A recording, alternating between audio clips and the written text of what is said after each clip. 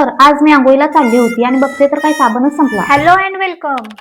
तर माझ्याकडे हा साबण आहे, पण मला असं वाटतं काहीतरी ह्याच्यावर एक्सपेरिमेंट करूया.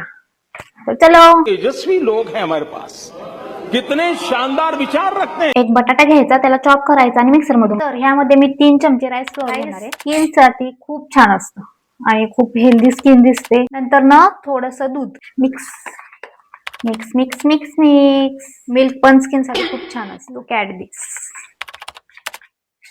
असं टेक्स्चर व्हायला पाहिजे. मग जो बटाटा मिक्सर मधून काढला होता तो घालून घ्यायचा. ह्यातला चांगला रस काढून घ्यायचा आणि 1 टेबलस्पून ग्लिसरीन टाकायचं. ग्लिसरीनमुळे हायड्रेशन वाढते आणि स्किन सॉफ्ट दिसते, डॅमेज पासून वाचवते. साबण कट करून घ्यायचा छोटे छोटे तुकडे. मी गॅसवर गरम करते हे असं. जर तुमच्याकडे ओव्हन असेल तर तुम्ही त्यात पण गरम करू शकता. मी हे असं गरम केलंय आणि चांगलं मेल्ट झालं.